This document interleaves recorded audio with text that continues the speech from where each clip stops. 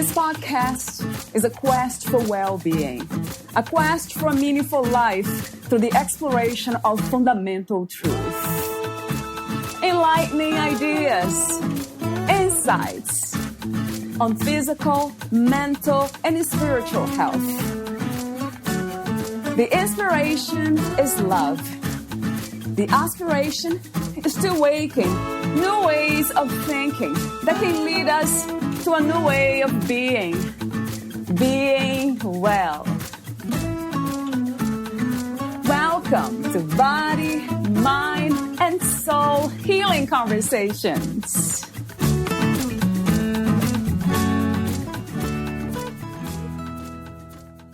Shamanism accepts that our physical world interacts with spiritual ones that we can communicate with through altered states of consciousness.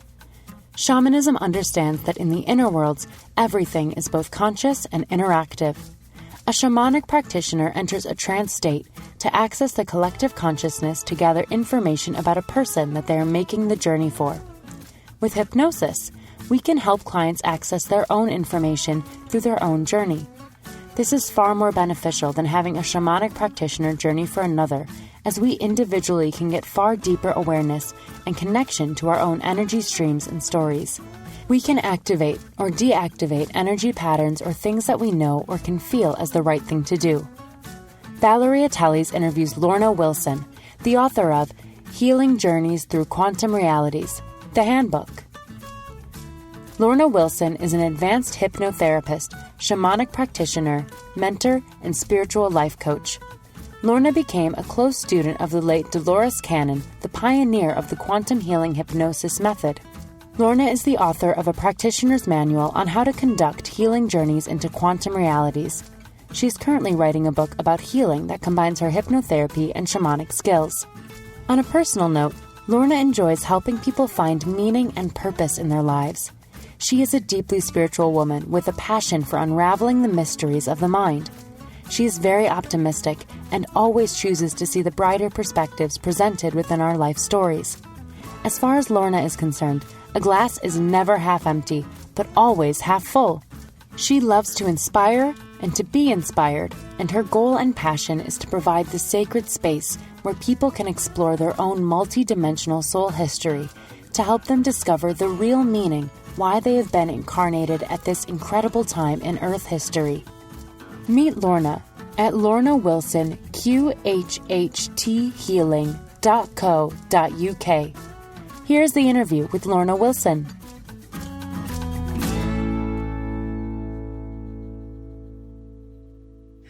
In your own words, who is Lorna Wilson? Well, that's a big question. I'd say I'm a person that's had to live many different walks of life, all within this lifetime. I feel like my life encompasses a lot of past lives, all within this from many different aspects. And as a middle child growing up in the family, I tend to have been left a lot on my own, which made me an observer. So I'd sum myself up as an observer of life, and consciousness and humans absolutely fascinate me. Why we do the things we do, what makes us tick. So I'd sum myself up as an observer of human beings and a participator. That sounds wonderful. So both the observer and the participant. So yeah, that kind of taps into the paradox of life, being two things at once, but essentially being one. So my next question is about life and death. What is life? What is death? And what is the balance in between from your perspective, Lorna? Well, I think that, or I know that as souls, we do not die. And when we're in our physical body, the only thing that connects us to life is our breath. And so breathing is what life is. Breathing connects us individually, all of us, to our source of life. And our breath is the only thing that accepts everything about us unconditionally. It doesn't care whether we're a sage or a criminal. It loves us unconditionally, and it allows us to be alive. And death would be when we're actually not breathing into the physical body. And so we're fully accessing a multidimensional perspective of realities. I'm so glad you mentioned that. In a way, when I say am this here, unconditional love. Yeah, that kind of sums up to me what this is all about. Not sure about, we can call it experience, perception, dream even. But there's something to do with that idea, doesn't it, Lorna? Unconditional love, what this is. Well, it's something that we really don't get to experience much as human beings because we have filters on our consciousness. Those might be family patterns or other things that create our beliefs and our perceptions. And along with that comes conditions. So even if we want to be unconditional, we will struggle with wanting someone to like us in a certain way or not having said that. So I think the challenge of being alive is to experience conditions. So it might be that unconditional love kind of holds everything, hold conditions too. It's complete. It's that wholeness. They even doesn't matter if we struggle trying to express unconditional love as a person to life itself, nature, whatever it is that we feel it's separate. But in the end, unconditional love, it's everything. Keeps coming to me. That's the only thing there is. Well, I'd agree with you. Yeah. And that's the challenge, because if we were able to just be ourselves, we would be unconditional. But it's when we interact with other people, other energy streams, other ways of thinking, divisions, that the conditions come in. But if we're able to go back into being our own formless self without the experiences, we would find that it is unconditional love, because that's what keeps the energies in the universe functioning. Right. But it's it's where we come from in many ways, but it's very hard to maintain that while we're in a physical body. Especially, well, in the case of holding on to the idea that there is something separate from that unconditional reality. Yes, then everything's separate, then we have all these, is the illusion really. Because if the only thing that's real per se is unconditional love, then everything else is an illusion.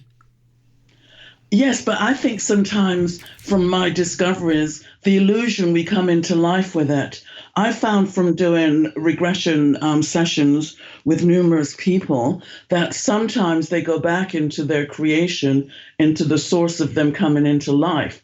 And some people feel that when they were thrown out into the physical world, some people went out with a sense of adventure, or some souls, I should say, and others felt like a rejection of being pushed out from source energy that was like soothing, comforting. It's like that light that people talk about when they have a near-death experience, how it's warm and welcoming. And so in hypnosis or past life regressions or quantum healing, you can go back into that. And when people explore why their lives are the way they are, they discover that, that they felt that first pulse out into life as a rejection or a separation, or for some of us, it's an adventure. So the conditions somehow can be factored in unconsciously. Talk to me for a moment about what quantum realities and quantum journeys are. I think you probably have been already talking about somehow, but more specifically, what are these two ideas? I discovered that when we go into our inner world, for example, if you think about the skin on our body, that would be an interface for the outer world and our inner world. And when we go into our own inner world, we discover a vast amount of experiences, consciousness streams, of different thoughts and feelings and things. And so for me, a quantum journey, and quantum really, it's like the psychology of life or the psychology of the universes. And so it's like going inwards into your own inner world, your own inner realities, or, others that interface with yours, to discover far more about everything we can't really sum up and put into words. And it is a journey.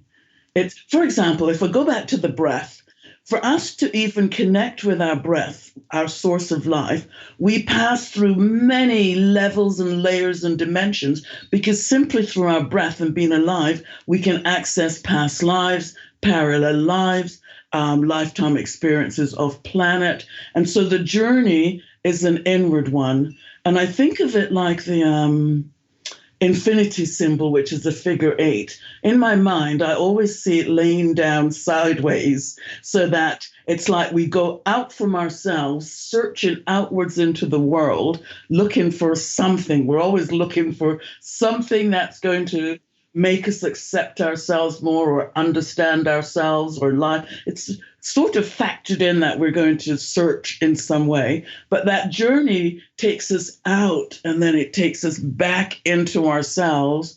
And then we have to go inwards and see and find meaning that's personal to us, not anyone else's experiences. So that's the journey. And the realities is there's a vast amount of, I call them consciousness streams of energy and vibrations and frequency. And I don't buy into there's, 7 dimensions or 11 or any finite number. I just think it's infinite, the possibilities.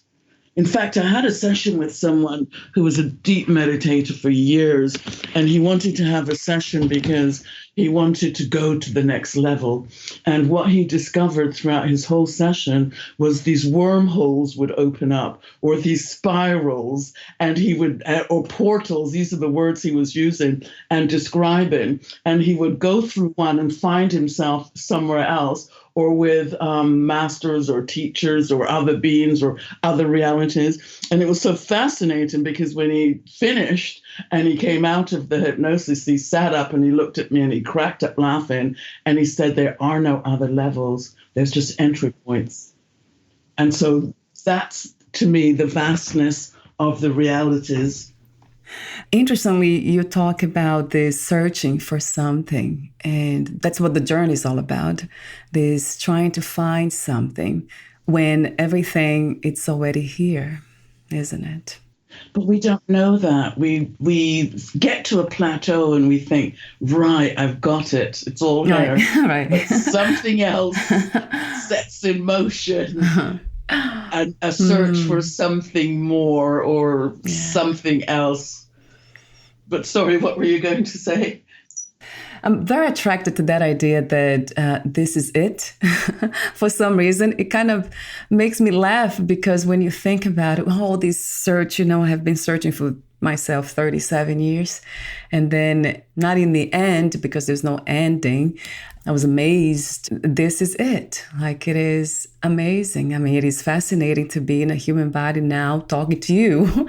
This is just incredible. It's the miracle. And there's so much to learn about this specific moment in this body. It's just so unique that becomes, to me, infinite in itself. There's no even need to search or to go anywhere. But I do understand, because this is what I work now, that's what I do now, is talk and be in contact with so many healers around me too. My city, I go, I visit them, I do sessions and all, and I feel everything in the body, that the journey that you speak of. But for me, from this perspective, it doesn't really go anywhere. It just, everything goes back to here, goes back to this is the beginning, the middle, and the end. And the unfortunate thing, though, is that most people are very uncomfortable in their bodies, and our bodies holds the symptoms of every experience that we've had. And because of those experiences, it often makes it very uncomfortable for people to enjoy being within their own skin, so to speak. And so our body is fascinating. It absolutely fascinates me. And our body is recording everything. I mean, people speak of the Akashic records or the collective consciousness, but you can have something as simple as a deep tissue massage that just opens up stories within you that you didn't even realize your body carries. And so there's no pretending that we are enlightened or that life is great if our body doesn't feel really great or really good to be in, because then that will allow us to be grounded. And to be grounded, of course, would mean we're connected to the planet and to life itself. Yeah. So it's fascinating. It's complex and intriguing at the same time. And very simple at the same time, I learned. Yes. Like extremely simple. But simplicity until you get to a certain place in life and it's like, I get it now. Yeah, it's like we take that deep breath and like, wow, how did I miss this? Let's talk about healing for a moment. Is all healing self-healing from your perspective? I would say yes and no. I would say yes because we have to initiate it within ourselves. However, when we run across other people, because of their energy, their thinking, their capacity for love that they carry within them, it can sometimes trigger within us that desire to shift. And so others don't necessarily heal us, but if you think again of energy, something about their energy triggers something within us that lifts us into a better feeling state of desire for something more. I feel as a change, there's something that happens, but I don't really know exactly what it is. Sometimes it feels good, sometimes it doesn't, but it's just happening. Yeah, we are activated in a way. Yeah, and I think healers give us the permission to want something more. For example, if I were to think I need a certain healing and I search for a person that I feel I resonate with, really what I'm doing is I'm finding something within myself that's projected outwards, because I can see it in that person, unconsciously maybe, that will allow me to have that shift in my own self. So I find on Earth, all humans, we are far more interconnected than we realize. We think of the differences, but we're far more similar. And so others give us what we're looking for simply because we cannot see it and feel it within ourselves, but we can see it outwardly. It's like consciousness knows itself only from experiencing it away from itself. Consciousness only knows itself by experiencing from the outside. Yeah, it cannot know itself apart from experience. So everything is an experience. Even the idea of dreams, everything, which is interesting. When we dream at night, the idea of past lives and all that, everything is a dream within a dream. Because in the end, everything's connected. Everything's one, isn't it? Yes, and that fascinates me, that concept as well, that everything is one. Because oftentimes we see this separation and we feel this separation, but it's not really there. It's because we find those things we judge within ourselves. We find those things we love within ourselves. We find those things that make us feel others are different from us within ourselves. Yeah. And so somehow it always leads us back to personalizing our lives. What life is not personal. Yeah, it's not. That's a very interesting idea too, concept, to try to wrap the mind, to it, is that nothing's personal, really. So the idea of a person is an illusion itself. But we do hold on to that, don't we? That we are this person looking for this, and we have been there, and we are going somewhere. And that's where I see the suffering coming from, that idea that there's a person that's doing something.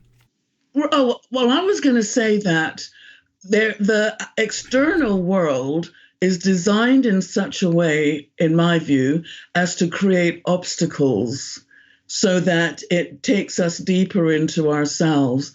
And the obstacles might be the boss that we think doesn't like us, or it might be, what we hear on the news or anything. And it's almost as though those things are allowed to counterbalance us within ourselves into reaching for something higher, something better, something more meaningful. And so I see the external world, whether it's within the family or your neighbors or, your area, your village, your town. The others play the role of showing us the things that makes us want to reach into a better place within ourselves, but we might not recognize it as that. And so all judgments really are self-judgments ultimately.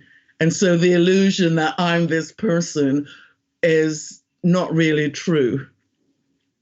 It's because we're consciousness is in everything. It's in nature, it's in animals, it's in everything. It's formless. But once we get locked into that human form, we then have the parameters and the restrictions of what it means to be a human.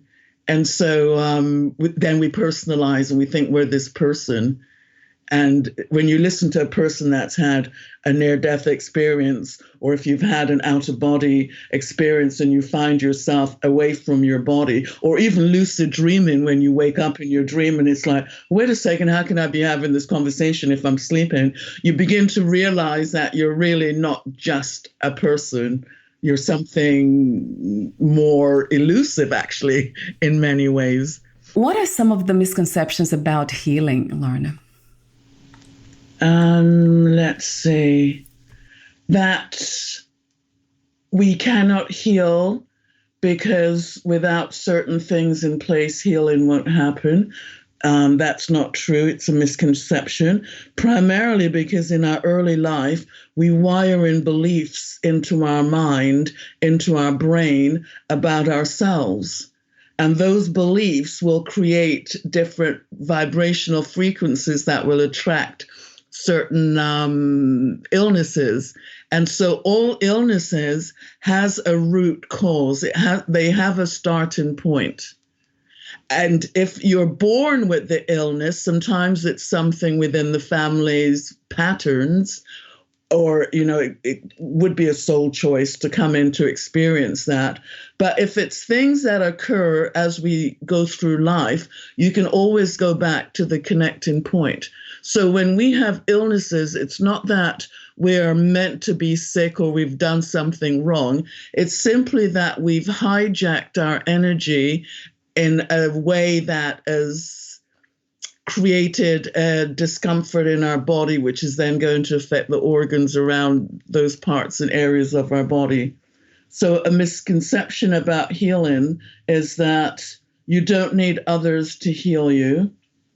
Because, sometimes people feel, I need someone else to do this for me. I feel helpless. Another misconception about healing is that sometimes we identify so much with an ailment that we've now become it, rather than realizing that we're experiencing it. So illness is an experience. It is not us. It's just an experience, right? It's not who we are. And who we are, whether we're disabled on the exterior or not, the soul is as much alive within that body and well as if you're Michelangelo's David in human form. So true. So whether the external looks disabled or whether you look at a child and think, oh, they're just a baby, that soul, even within the toddler, is as mature and sometimes older in perception and wisdom than an adult. So misconception is the older we are, the more opportunities we have to be wise or to have more depth is not true. And that to me ties in with healing, because sometimes we think, well, because I'm young, this and that. No, those are beliefs that we've accepted as truth. If this is a dream, which I have heard so many times, then it's okay to be in a dream. But I love the idea of knowing the nature of the dream. But since our subconscious mind doesn't sleep and it's awake in the daytime, well, our dream state is just another aspect of our awake state. It's like we blink out of one world and open our eyes to the other. So our dreams can be as meaningful, and they're all stories. I'm so glad you used that term, storylines. They're all stories. Our dreams can be as meaningful as our waking state. It's just that when in our waking state, our everyday conscious mind, that surface layer of the mind, is not designed to understand metaphor and analogies and symbolic things. It's designed to keep us alive in the everyday functioning world. And so when it tries to understand our dreams, it just cannot really.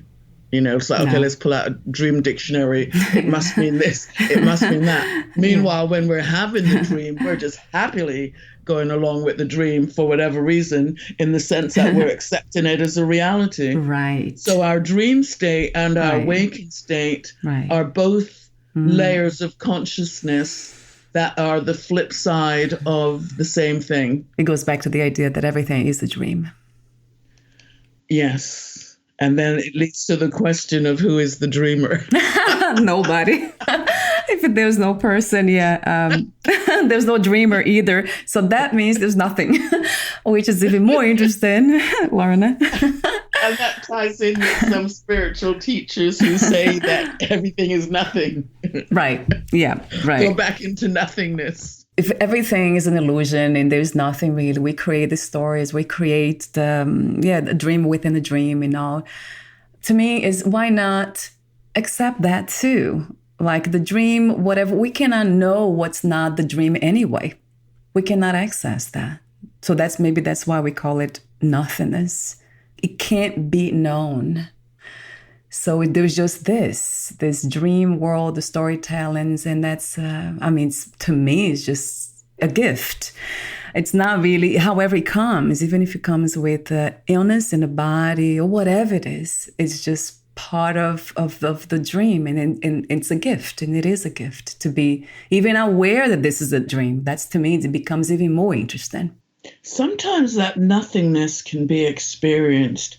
For example, in deep meditation, at a time when I used to meditate a lot, I would somehow completely blank out. And next thing I know, I'd open my eyes and 20 minutes would have passed. And I would have had no recollection of anything whatsoever, where I was, what happened. It was as though it was a nothingness. Never happened, as though it's never happened. Like, where was I? Right. It's just, so I think we can have moments of feeling that nothingness, but it's never long term, because somehow the body draws us back to it. The emotions draw us back. Our stories draw us back into it. I mean, for example, sitting on a mountaintop, meditating out in nature with no one else to irritate you or cause you stress like living in a city, right. We can happily stay in that spiritual state of being at peace and nothingness.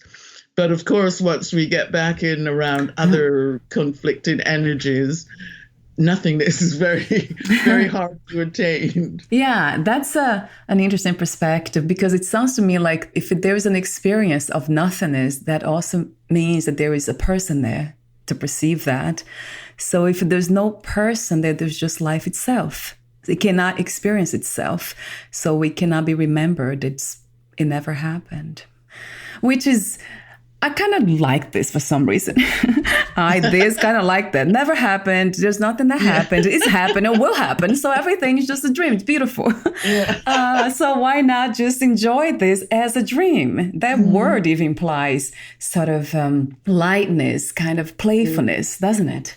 To dream. It certainly does. So, Lorna, you wrote the book Healing Journeys Through Quantum Realities, the Handbook. Talk to me about the main inspiration and intention of writing your book, and also the purpose. Who can use this book? Only professionals like yourself, healers, or anyone can benefit? Well, anyone. When Dolores Cannon was alive, she had created a technique for inner exploration with the subconscious called quantum healing. And at the time, for a number of years, I was the special contributor on her forum. And I was that because I loved answering questions, because as I mentioned, humans fascinate me. So I worked a lot with the other practitioners, and I was already professionally trained as a hypnotherapist and a regression therapist prior to taking Dolores's technique in 2008. And so other practitioners hadn't. They had just trained with her technique. So I loved helping them, and I loved the challenge of, we're having this problem, what should we do? And finding a meaningful way of helping them to help their clients. And then after Dolores passed, I decided, I was just not going to be on the forum anymore. My inspiration sort of wasn't there. And a number of the practitioners kept emailing me, can you help with this? Can you help with that? Can you put it all together in a book for us? And so it was the practitioners that pushed me to write the handbook. And I realized when I was writing it that really anyone could use the techniques and get a better understanding, really, of how consciousness works. Primarily because when you go into your inner world, whether you go in through deep hypnosis or even, light hypnosis, or different brainwave states like alpha, theta, delta, or whether you're a remote viewer or a consciousness explorer, the inner worlds are the inner worlds, no matter how you enter in them. And so I wanted people to understand that there's nothing unique about someone doing a certain method or technique, because every single one of us as individuals enter into our inner world. And so I put the information so that others who aren't practitioners could use it and get a better understanding. And I'm actually currently writing a book now. I mean, I should have done it years ago, but it just wasn't the right time, because now I'm writing a book that's combining shamanism with hypnosis. And it's techniques that I've been using for years, because I'm a shamanic practitioner. But rather than doing the shamanic work myself, I take people on their own inner journeys. And it's fascinating. And you don't need hypnosis for that. And within minutes, you're able to close your eyes, because remember, the body holds the memories of everything we've ever experienced. And our body also houses all of our feelings.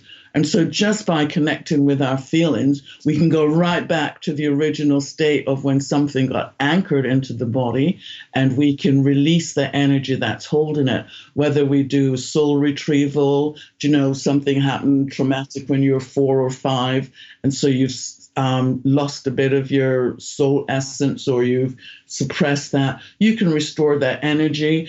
There's things I do where if you're going through with past lives, let's just say a person's going through a tragic death, I'll have the current life personality who's exploring this step back from that body and observe it at a distance, communicate to see if the body of that other life is aware of them, and help them to be free of the body before the body goes through the death.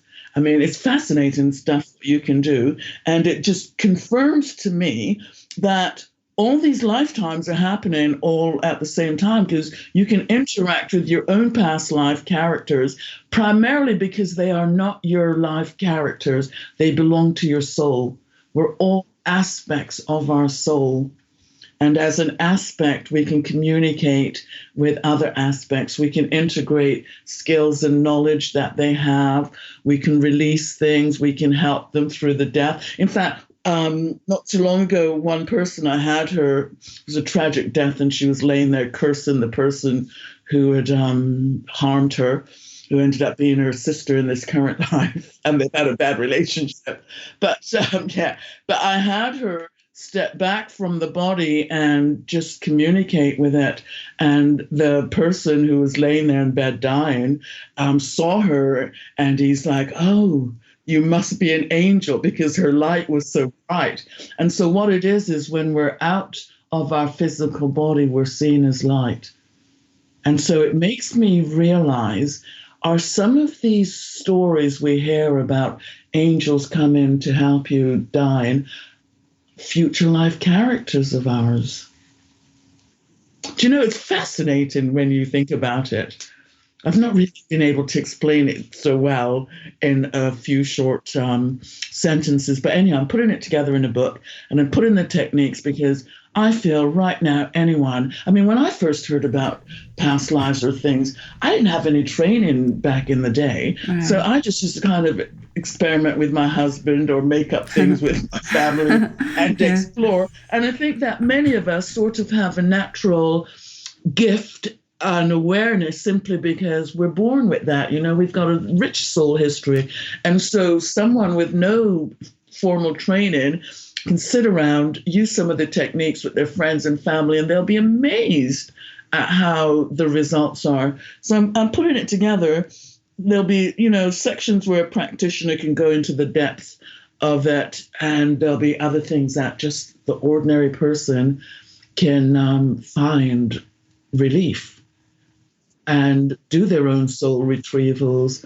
Or soul retrievals are primarily of great importance, because growing up, we disconnect from things that make us uncomfortable. We suppress energy. We disconnect from our life force in different ways. And so it's restoring back to the body wholeness. I love the way you set up yourself to help others to navigate into their own realities or their inner reality, just go deeper and try to understand themselves. That's very beautiful, Lorna. I can hear in your voice the enthusiasm for that. Yeah, I think I was hardwired for this, really, because as I tell you, it just fascinates me. They used to call the middle child the lost child, because, you're too big for that, you're too little for this. And so they tend to be the observers in the family. They see what's gone on ahead, they see what everyone's doing, and they want everyone to be happy. They're the one in the family that wants everyone, why don't you try this? Why don't you do this?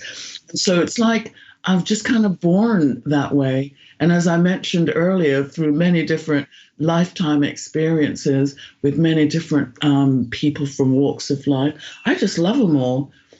I wouldn't say I'm in love with every person, but as a human being, I just see the light of their soul within them, because the exterior is all stories. It's stories they're living, stories they tell themselves, and it fascinates me. So, yeah, I just think I have information that I've gathered, and I'm happy. I give it away. I'm happy to share it. Yeah. It's like, let's all feel better within ourselves, because you are me, right, in different ways, and I am you. Right. Yeah. I know you are kind of in a way telling a story too about how you came to be this, but to me, it's just life being life, like that benevolence. In the depth of it, like what the foundation of life is, just trying to get us to be happier, just kind of accept the gift, however it came, however it is now. So thank you for that beautiful celebration. That's what it is that you're doing. You're celebrating this dream in its very unique ways. You're welcome. Thank you for having me. What is another word for healing? Love. Self-love. 2 words. That resonates true, especially if we add the unconditional there. I might change that to self-like. Self-like. Loving ourselves is a loaded word and in many ways meaningless. But if we like ourselves, that will move us into everything else. 2 more questions. If you knew you would lose the body soon in the dream, would you make any change or do anything in a different way? No. I could leave my body today, I'll be fine, because I know what's on the other side. Yeah, you know the dream continues. Right. So, everything's possible. Yeah. okay. And to be honest, I live every day in the awareness of my afterlife review. Yeah. So I'm always conscious about that afterlife review, and I want the afterlife review to be meaningful for me rather than I should have, could have, didn't, why, and all those things. So I address those things daily, really. And my last question is, what are 3 things about life you know for sure as of this moment? That it's continuous, that no one can love you in the way that you can love yourself. And the third would be laugh more and find the humor in life. And when we say self-love, it's when we know that everything's connected is one, then it's like everyone loves us and we love everyone because everything's connected. So self-love, it gains a different understanding, a different depth. To me, self-love or self-liking allows us to let others be themselves. Yeah. So we don't need to change them. Right. We can allow them to have their own experiences and their own journey. But if I don't like myself or I don't love myself, I'm going to be judging others because I'm judging myself. But if I realize I'm on a journey, then I can allow others to be on their journey. So before we say goodbye, where can we find more information about you, your books, products, services, and future projects? Well, I have a website that I can give to you so you can, if you like, link it. I'm based in the UK, but I work online a lot, which is fabulous because it allows me to work with people all over the world. Yeah. And I have a YouTube channel where I've put together lots of information and things for the average person to look at that has nothing to do with practitioners. I've put together some meditations. I did a recent series on demystifying human consciousness, or something like that, I titled it, so that people can understand that every single thing that they think about themselves, until they've done deep self-exploration, their coping strategies. And so when we demystify consciousness, we are able to get back to the essence of who we are. And so that they'll find on my YouTube channel. On my website, there's loads of blogs and information regarding healing the self, or how we're composed, or just interesting things. I like to personalize things to the individual, actually, so that each person can feel a lot happier and brighter within themselves. And so those things are easily available. I'm on some social networks, sites, but not really. Right. So the YouTube channel, really, your so website. The YouTube channel and my website. Lorna Wilson, QH. Yeah, so QHHT stands for Quantum Healing Hypnosis Technique. It's a technique Dolores created, which is fabulous because it's a 3-part technique that communicates with your conscious mind, like how you think and feel, what's going on in your everyday life. And then your unconscious mind will reveal information that is the antidote or the solution for what's going on in your life and why it is the way it is. And then the end of the session, we speak with your, what we might call the higher conscious mind, the higher self, the soul. They're all labels, really, to put it together. So it's like a story, you know, once upon a time, so and such happened, and then the filler details of the story, and then the ending is, and he or she lived happily ever after. And so that's my favorite technique. So that's what quantum healing stands for. And then it's in the UK, so I have, co-UK at the end. So it's Lorna Wilson, QHHT, healing, because it's all about healing. So I have that. I'll have on your podcast profile too. And I'll also list your YouTube channel, which is youtube.com, Lorna Wilson Quantum Healing. That is the address. Thank you so much again, Lorna, and we'll talk soon. Fabulous. Thank you, Valeria. Have a wonderful evening. You too. Bye for now. Bye. Thank you for listening. To learn more about Lorna Wilson and her work, please visit lornawilsonqhhtshealing.co.uk. To learn more about this podcast, please visit fitforjoy.org/podcast. Thank you again for listening, and bye for now.